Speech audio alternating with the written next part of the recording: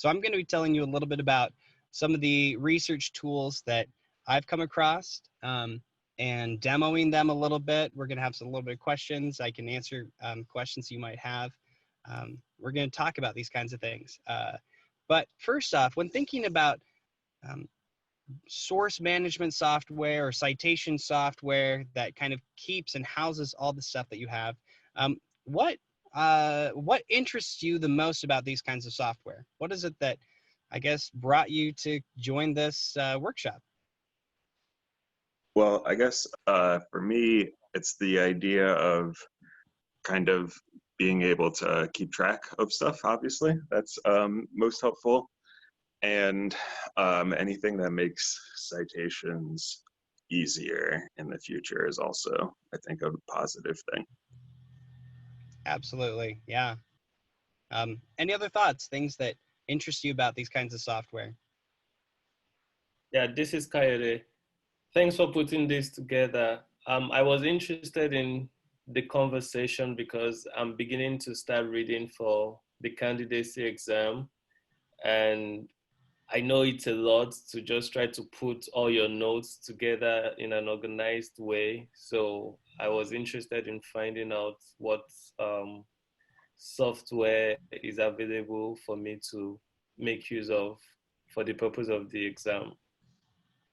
Cool. Yeah, I mean, for me, I only really dived into this for my exams because I was like, I knew I had to do something with all the different sources that I had piled up in front of me. So yeah, I totally understand the interest in finding something that can help through that particular process. So that's a little bit what we'll be talking about today. Um, so what worries maybe have you heard about these kinds of software, things that might have popped up, so that as I'm going through the workshop, as I'm showing things off, I might be able to address concerns. For maybe some of you, you haven't come and adopted a citation management or reference management software yet because you're worried about a particular thing. Are there any worries or concerns that you've heard about this kind of software that might have held you up so far? I think for me, the biggest concern was just like trying to figure out which one would be the most actually valuable to me, and like uh, figuring out how they can integrate with other tools that I'm using.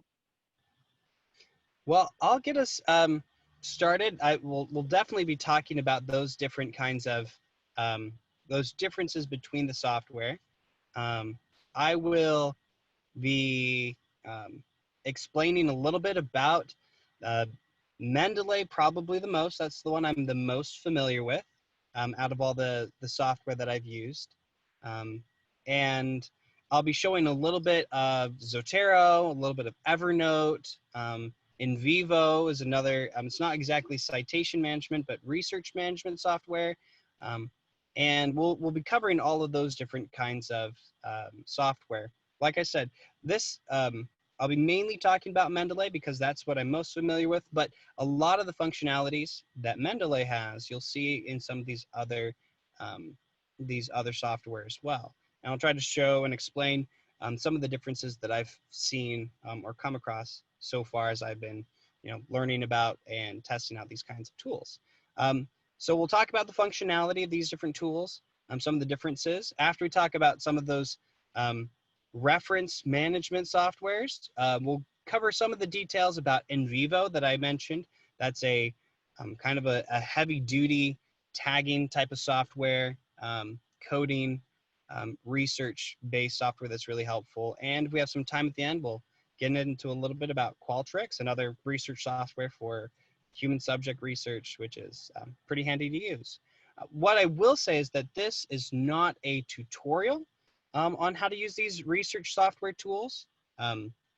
There are lots of really great resources out there on how to use them specifically. And for each different software, they have different ways that they will, grab citations or that you can manage annotations. So I'm not trying to teach you how to use them specifically so much as I'm saying like, hey, this is what's out there. I want you to see some of the functionality that you can use with these resources so that if anything grabs your interest, you can then go and take it on and use it however you'd like. I'll try to send out, when I finish the recording here and send that out to the department so that other folks can access it too. I'll try to include some links as well of tutorials that are more specified towards some of these different platforms like Zotero, Mendeley, Evernote. So that gets us started with our little introduction. I'm curious, for you guys that have heard about citation management tools, what do you want out of a citation management tool, out of a software or reference management tool? What are some of the functionalities that you've heard of or that you'd like to have?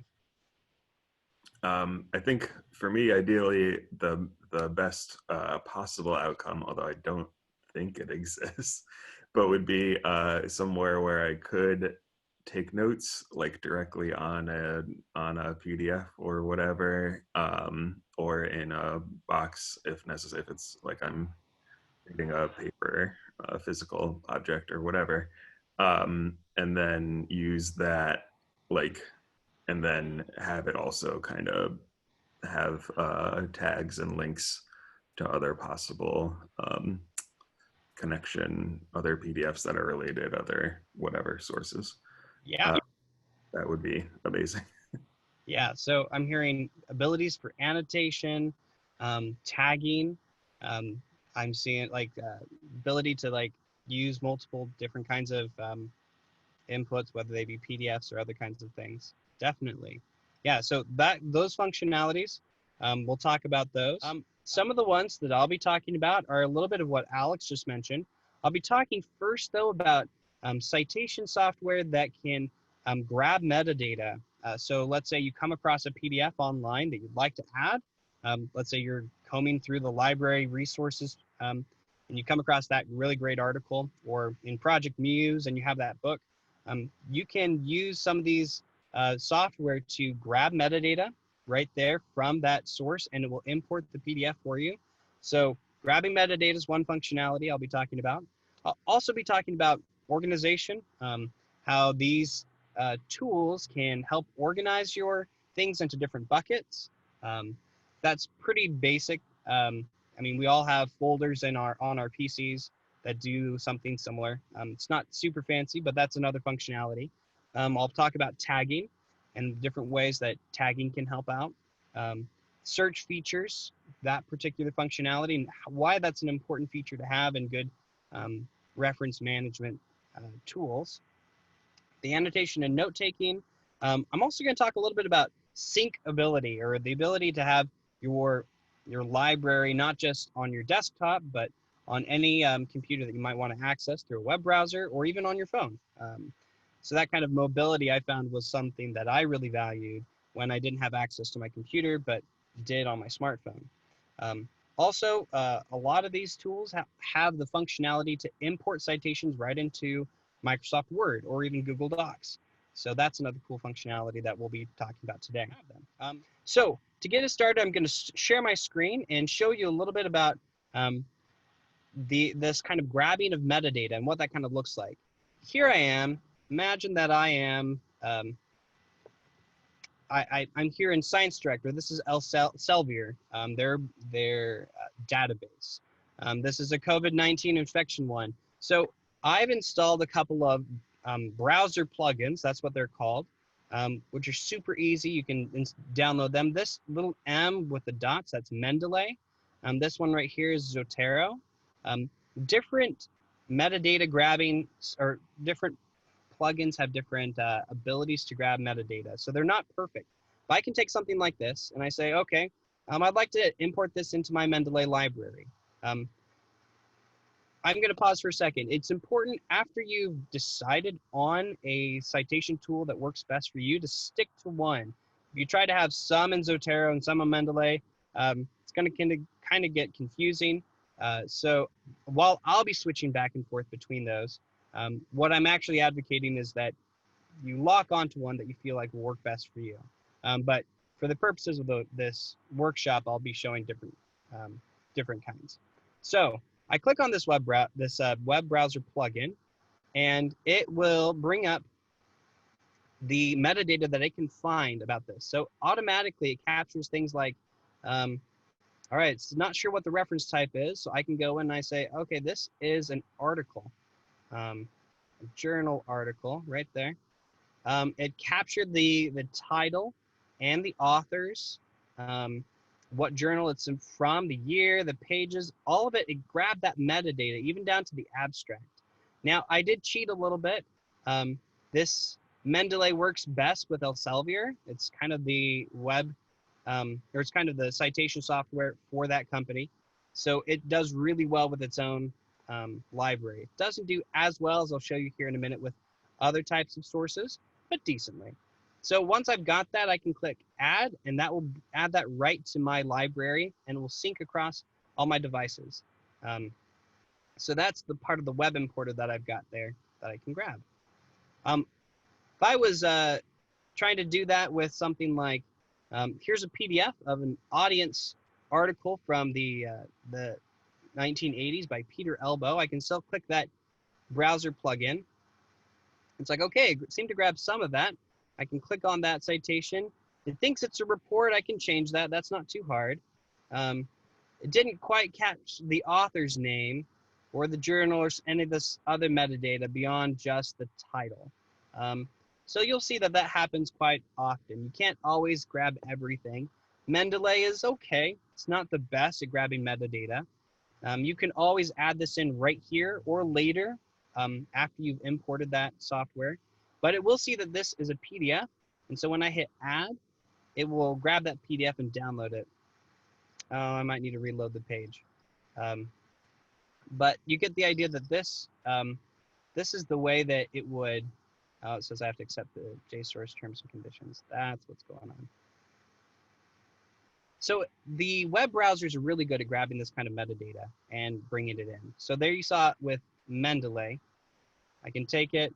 Sometimes it takes a little bit to think about it before importing. Let me show you another example. This is another JSTOR one, and I'm going to use Zotero. Zotero, I feel like, is better at this particular feature. It's better at finding metadata and importing it into your library. Also for them, it's just a one-click thing that you do. So me just clicking that box is saving it automatically to the library. I can tell it to go to different folders if I've created different folders there. But ultimately, that's the way it does it. And if you want to correct it later, then you will go into your library afterwards and fix some of that metadata.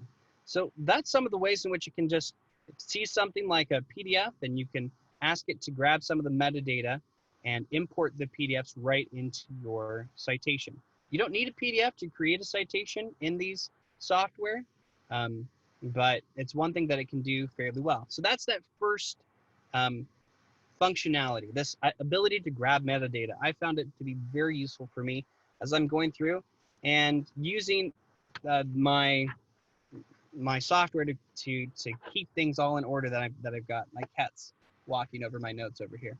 Apologize. All right. So I'm going to switch from there to show where it goes into after that point. So first, I'm going to pull up Mendeley. This is the Mendeley desktop that you can see right here. It's got different windows. I've got all my documents listed right here. I can organize things by different folders. With each one, it will bring it up as in terms of its citation. And I can organize these. I can make as many folders as I want. I can put these different articles as many times as I want into different folders. And that can help organize my library. It's fairly similar for other kinds of software. Mendeley looks an awful lot like Zotero in this regard. You create multiple folders. Things exist in this kind of main frame right here, and you can get some details about it here on the side. But once I gotten a document, let's see if I go to my recently added, if it'll show up. If I sync right here, maybe that COVID-19, or here's the Closing My Eyes as I Speak, the one by Peter Elbow. So that added right there. I can add things to this. I could add in, it's from College English. the year, the volume, the issue. But something that I like right here is this tags feature. Now this is my tags. Authors will often use keywords for their journals, which this will try to grab as well. But I like to assign tags based on my research interests. So it's like, okay, this is something related to audience. Peter Elbow was talking about ignoring audience. It's kind of this general topic. So I'm going to add audience right there. He's also relating it to the field of composition. So I can add in as many different tags as I want to right here. Now the benefits of that is because if I want to go and find everything that's related to audience, I can go over here to the filter by my tags. And if I go to all of my documents, here's all my different tags that I've created over the years I've been using this. I can go over and I click on everything that I have here that's tagged as audience. Now you see that all these windows, these columns are kind of squished together. I'm going to change the view to table so I can see it's split by author, by title, by year, what's published in, when I added it. And so there, I've got everything that I've tagged as audience. I could do the same thing for composition, or I can search for any one of these other tags that I've got here. Also, I can search for other things like, hey, I can just look for titles. This is my favorite way if I'm just trying to search. And it's like, okay, I remember that Andrea Lunsford said something in one of her articles. So I can go down to everything that I've put under her name, because all the metadata saves. So it's like, okay, I've got Lunsford in these two different articles right here. And the metadata just compiled that automatically. I didn't have to create a new folder for Andrea Lunsford. It just filtered already by authors. It's got author keywords that comes from the metadata it grabs, or I could look at publications. Let's say I'm interested in how, a certain journal like the Journal of Business and Technical Communication has talked about topics. I don't have many from that journal, but that's another way that you can kind of look at things inside your citation software. You can filter by your publications. You can filter by keywords. You can just have things related to different sources that you've got. And so there's a lot of different functionalities here in terms of organizing and viewing your information. Now, one of the things I like a lot about Mendeley specifically is this has a really powerful search feature. So if I search for something like audience, it will look, and let's say I search in all my documents for audience. Well, then it will find every instance of audience, not just inside of the title, but if I've added any notes that contain the word audience, or if the document, the PDF text itself has that, it will find all of those. So it's really powerful in bringing up any instance of a particular key phrase that you're looking. Now you can also be more specific here, and you can search for a particular word from authors or just from titles or publication names or the year, the notes. Let's say you're just looking for things in 2016, whatever. The search function here in Mendeley is pretty powerful. You can have similar functionality in Zotero. I'd say that Evernote has a little bit more of a limited functionality in that regard because it doesn't have the ability to grab metadata in the same way. So as you're thinking about different things, Evernote's got this, it's not as good at compiling the citation part, citation management, as it is about grouping things in a place that can be synced across multiple devices. But Zotero and Mendeley are very similar in this regard in terms of the buckets you can put things in, its ability to tag information, and its ability to use different folders or a very sophisticated search tool. Evernote does have the ability to tag things, which is part of what I'm going to show you here next. I can pull up that. Oh, where did you go? Let's see here. So if I have Evernote right here, I can also add tags right here to to talk about, okay, this is something about audience as well for this particular document. So I can do the same kind of thing with tagging things. Now that tagging feature I find is very, very helpful when you are preparing for exams, because as you are compiling different things about your major or minor field, you can start selecting things and say, okay, this particular book or this particular article is talking about this thing and this thing and this thing, so that later when you're trying to reread some of those topics, you can find them in a hurry. You're not limited just to everything that might have popped up in your search, but you can also filter by those particular tags.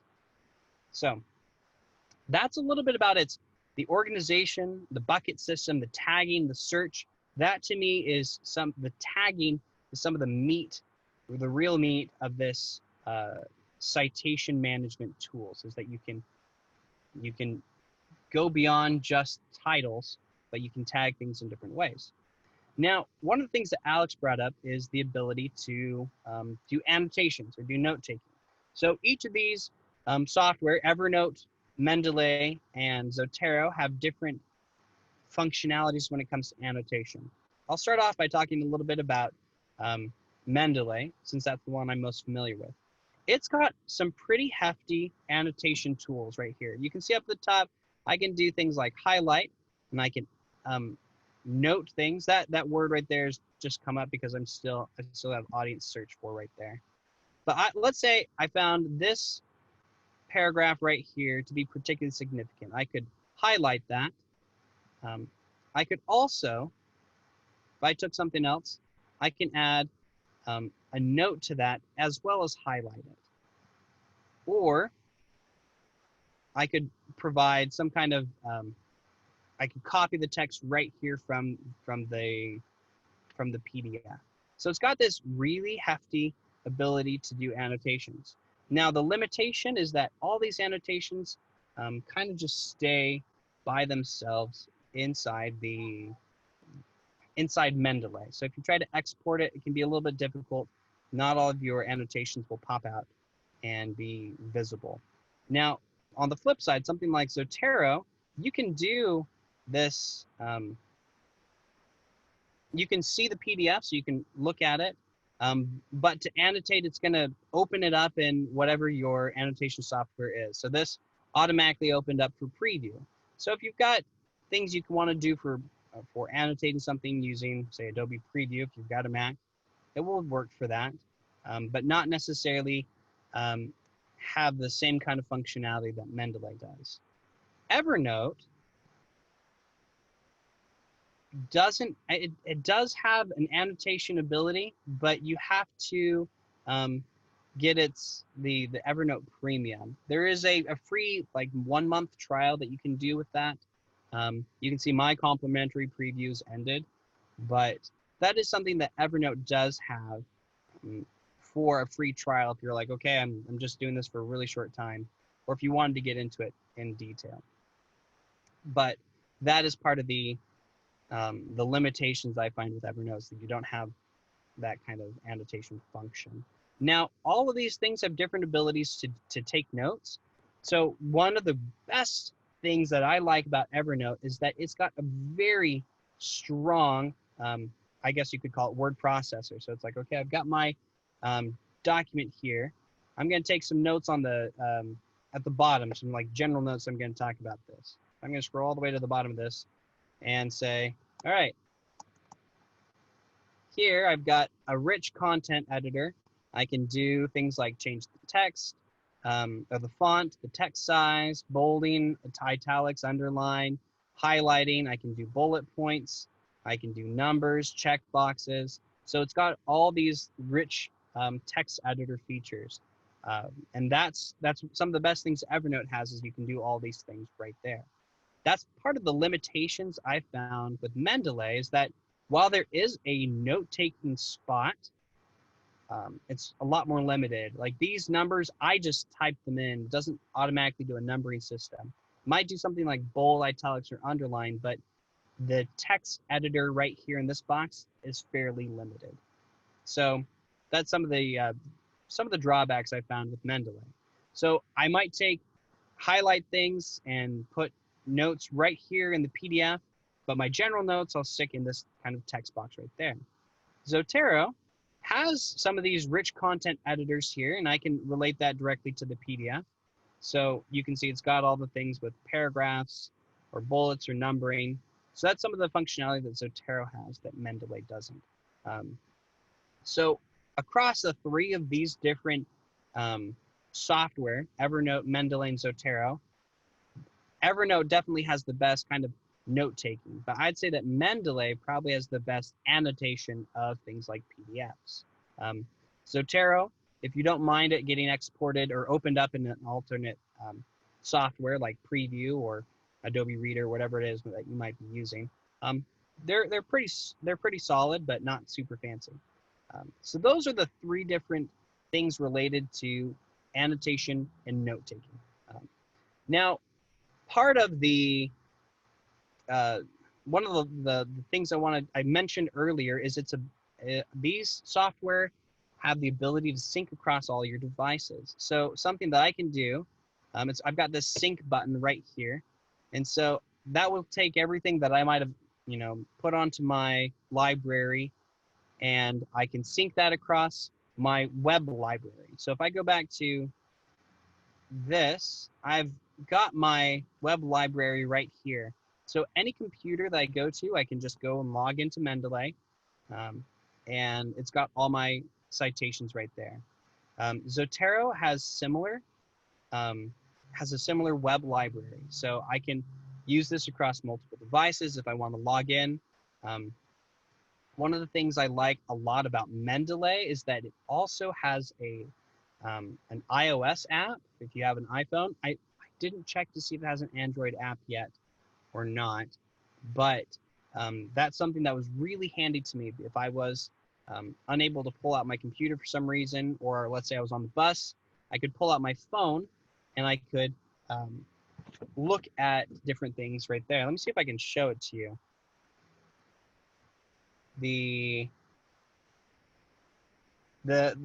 Obviously the app isn't as fancy, but once it comes back, here's the app right here on my phone. I can look at all documents. Let's say I want to look at something, this COVID-19 one that I just downloaded. I can click on it and I can read the article right there on my phone. There is even some amount of limited annotation that I can do, or copy and pasting. I can take some notes on this right on my phone, but obviously since it's my phone, it's going to be a little bit more limited. So that's some of the, I guess you could say, challenges with the phone, but it has a phone app. And Zotero, unfortunately, doesn't have one. Evernote does have the ability to, it does have a smartphone app that you can use, but part of the limitations for Evernote is that you can only have 2 devices on their free plan. So for me, that's just my computer and my phone. So if I wanted to open it up on, say, a tablet, I'd be out of luck. I just have to log into the web browser. I wouldn't be able to use the app for Evernote right on that device. So I can only have it on 2. So that's some of the syncability or mobility across these, is that you've got this ability to have them in the cloud. That's where they're saved, or right on your desktop or your phone if you're using something like Evernote or Mendeley. So those are all things that I really like about this software, is that you can take it anywhere you go. A couple of more things that this software can do that I wanted to also share with you. Let me go back to sharing my screen. So if I'm in Mendeley, I can take let's say if I've got all my chapter 1 dissertation sources right here, I want to view them all as citations. Well, I can select them. They're already in alphabetical order. Well, I can change it so it's in alphabetical order. It's right now looking. But any source that I want, I can just take that and I can Control C, copy and paste that right as is into my Word document. Zotero has well, both Mendeley and Zotero have Word plugins so that it will connect automatically from your desktop app to Word. So you can just put the citation right in. Zotero has the functionality to import citations right into Google Docs as well. So that's another thing, is that when it comes to actually citing things, right now I have this set as APA, but you can change that citation to different styles. If I want to do the MLA, that will change all my citations right off the bat to look like they are supposed to be an MLA. Now, like any citation generator, it obviously is somewhat limited, so make sure you kind of go through and you check them to make sure that the citations are correct. But it is really good at keeping the metadata and knowing what metadata is what, so that you can copy things as citations. So those are the main functionalities that I find useful across different citation software. Now what I'm going to do is I'm going to explain a little bit of how this helped me out when I was doing my candidacy exams. So one of the questions that I got was related to audience. Obviously, you saw that I had an interest in audience there, but the question was something like, track the development of audience rhetorical theory across history using, I think 8 different sources or 8 different people. So I could go back to all my documents, and I'm going to turn this back into APA. No, not political science. So what I can do is, all right, I can just go over here and I filter by my tags, and I can say, I'm just going to look at anything that I've tagged audience. And that will give me anything that I said, okay, this is significant enough that it's related to audience, and I can look at it in that way. I could also organize these.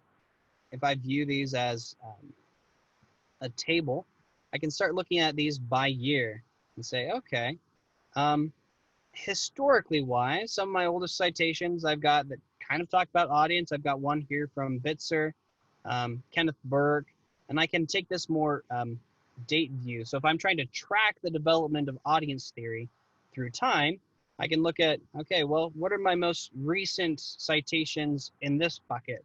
I've got some from 2018. I've got some from, the 1960s and everywhere in between. So that's one thing that was helping me out. It's like, okay, I can select by a keyword. I can look and organize these by date. I can even organize these if I wanted to by what they're published in. So it's like, okay, well, certain things like the computers and composition, I've got things that are listed under there. That kind of is a theme right there. We've got computers and related to audience. Or if I'm looking at technical writing, and it's what it's talked about in terms of audience. So there's different ways that I can start looking at this information that I did when I was taking my exams. I could also say, all right, I'm going to be able to look through my notes. Here's this, I've got this article here from Kirk St. Amant. And I can just click and I can look at all my notes here that I wrote for this particular citation. So that was really helpful for me. I had my notes. I had the citations right here. I even had gone and copied some of what I felt like were key passages. So that'd be easier for me to review an article if I hadn't read it for, say, a few months before the exams happened. I could review things rather quickly right here and copy and paste these paragraphs as source material right into my exam essays. So that was kind of how I was using this particular software to help out with my candidacy exams. What I've been doing with this software more recently is I can organize things in terms of my dissertation, like all my chapter 1. That's a little bit out of date. I have more than that in my dissertation chapters, but I can organize these and say, okay, here's all the things I want to put in chapter 4 of my dissertation. I can organize them in that particular way, in that kind of bucket. So the one other note that I want to throw out there, it's not super intuitive that you might realize, but as you're preparing for candidacy exams and you have let's say a non-digital copy of something. For example, I had this book from Cindy Self, Resources in Technical Communication, Outcomes and Approaches. What do I do if I have really good passages in there that I want to save in my notes? Well, what I started using was when I came across a passage, I would dictate it into my phone using just the text to speech or speech to text in something like your messages or something like Evernote's got that functionality. And so it would copy everything down very quickly. If I could then go in and type, fix any edits that the dictation software may have created. That saved me a lot of time rather than having to be reading out of a print copy and trying to copy that or type that all into my notes. So that was just a quick strategy I used to help me out with that, with trying to copy in those quotations from physical sources. These citation software can handle things that aren't digital.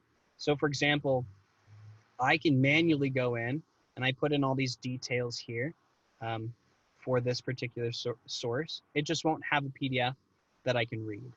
So it still can handle that.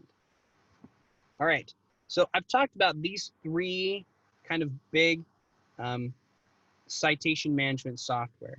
I'm going to talk a little bit, change direction a little bit, talk a little bit about NVivo, which is a citation. It's not so much a citation tool as it is an ability to work with things that have codes. When you are trying to tag something, you can take that down to a very specific level. So let's say I have things that I'm copying or things that I'm reviewing. I can take certain pieces and I can code them in NVivo as a certain kind of thing. I've got things already created here. I've created different kinds of codes that I can take, and I'm like, all right, this relates to one of these codes right here. And then it will show up here on the side as that particular code. So you can see I've gone through and I've put codes in for different sections for NVivo. That's some of the biggest functionality for NVivo when it comes to citation management or research management, is that you can take things on a very granular level and code them or tag different pieces of sources as different things. And then you can do all kinds of analysis saying like, hey, I want to just look at everything coded this certain passage or this certain idea. So that's some of what you've got through NVivo. I know that was kind of a quick review of NVivo right there. I'd be more than happy to talk a little bit more about that one or about Zotero or Mendeley or Evernote. But I'm curious to hear from you guys. So far, what questions have you guys had for the citation software that I've been talking about?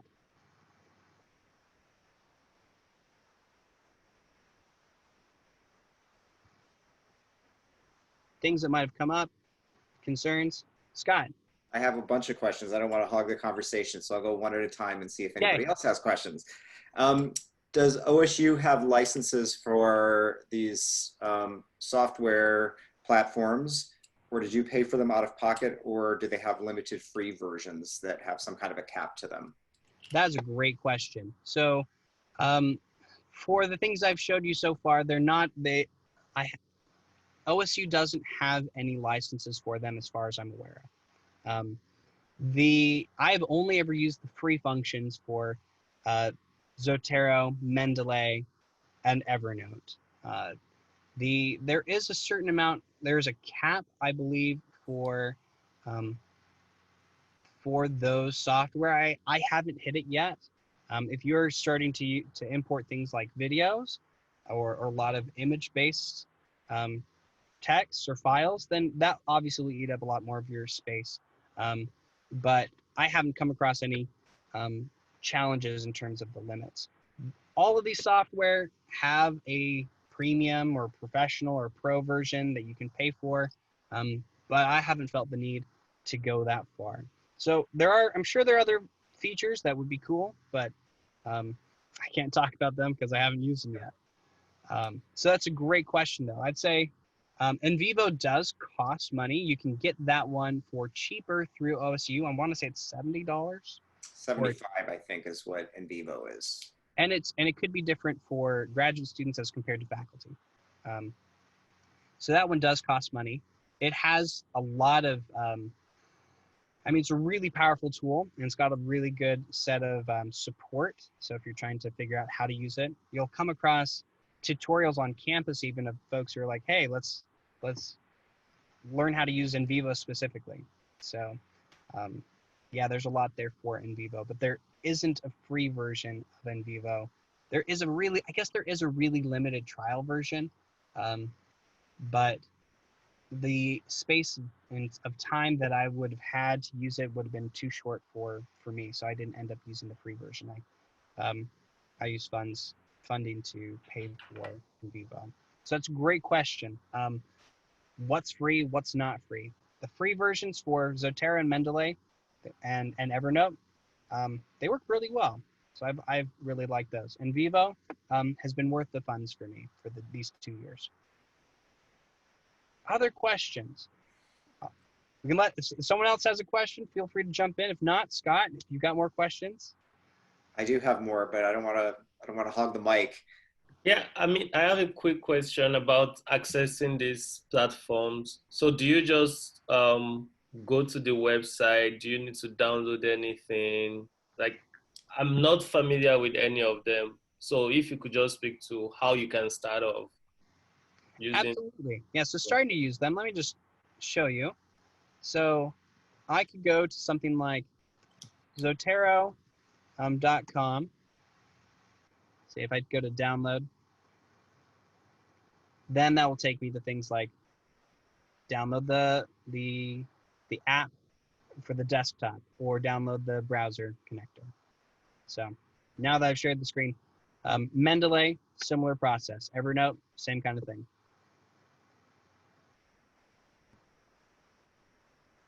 Does that answer your question? Yes, thanks. Okay. Other questions? Go ahead, Scott.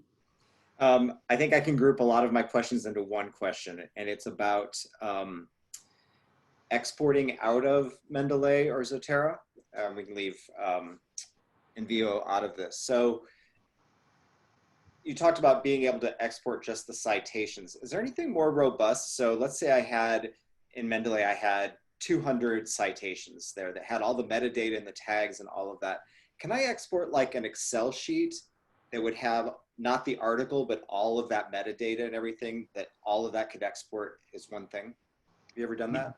I haven't done that. I can click through and see if that, I'd have to do more digging. That's not something that I have tried out before, to try to look to see if that is something that it can do. Have you ever attempted to export or convert within one of those a PDF into just a text file? No, it doesn't do conversions inside itself. So if you're going from a PDF to a text file, you'd have to do that outside of it and then import that new document back in. I mean, you can export each item individually like it came. But as for exporting en masse, I'm not sure yet. So I don't know about that feature. And then the last question I have is, you talked about syncing across devices. Is this good for collaboration? Can I sync with other people across accounts? You can. That's something I haven't explored. I know other folks like my dissertation advisor, Krista, she's used Mendeley before as a means to sync things. So it was a collaborative project, And so they got that to work. I think that you might start running into some of the limitations of the free feature here. I know there's a lot more functionality with collaboration. Mendeley even has its own like mini social media feed for like sharing things. So you can go really crazy with the collaboration. But you could take it as simple as, hey, I'm just going to create an account using just one email and password that we all can share, and we can collaborate that way. But there is some amount of collaboration that can happen outside of that. I just haven't had a chance to use that yet. Okay, great. Thank you. And that is true for both Mendeley and Zotero. There's some amount of that functionality available for Evernote, though I haven't heard as much about its ability for collaboration. Awesome, thank you. Other questions or concerns?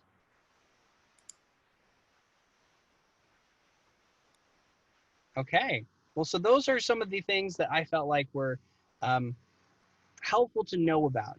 There's a lot of great opportunity for these citation references or software. They can help compile things. They can help search things. I get on my soapbox probably a bit too much with other grad students, especially to be like, hey, you should really use one of these things as you're preparing for exams. So I'd encourage you to try it out. It takes a little bit to get your wheels turning, but not too much. You download the software. If you've got a bunch of files right on your desktop, you can just dump them into your Mendeley or your Zotero, and it will automatically start picking up metadata as much as it can. You'll need to do some cleanup, but if you've got things already somewhere, it can handle importing things in.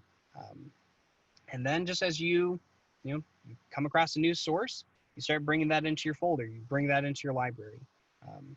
So these are handy tools. Obviously you've seen me use Mendeley the most during this workshop. So that's the one that I guess I've highlighted or featured the most. But Zotero, I've heard really good things about from other graduate students or faculty. So just because I use Mendeley the most doesn't mean that we should leave out Zotero. Evernote, I've heard other people really swear by Evernote. It's got some really great functionality, just not so much in terms of the citations or the annotations. So that's some of the, I guess, differences between the two. When I was preparing when I was preparing to use one of these tools and did my own research, Mendeley seemed like the best bet. So that's the one that I've stuck with. But, explore, try these out a little bit, go into the different tools and start playing with them and see what works best for you. Since we're really low on time, I'm not going to go into Qualtrics. We might have to save that for a different workshop. But let me just say that Qualtrics is another great research software that is available through OSU. We do have a license for it, and it's one of the stronger survey tools that I think is out there. So you've got a lot of great ability to create impressive and detailed and intricate software. Not to mention that Qualtrics has also some really strong like technical documentation to help learn how to use it. So I've never gotten stuck with Qualtrics because it always had good things there to help me figure something out that I wanted to do. So that's my spiel. Thank you so much for listening to this and talking about citations and all this different digital tools. Are there any final questions before we say goodbye? All right. Well, thank you so much for being here, and y'all have a good Thursday. See you later. Bye.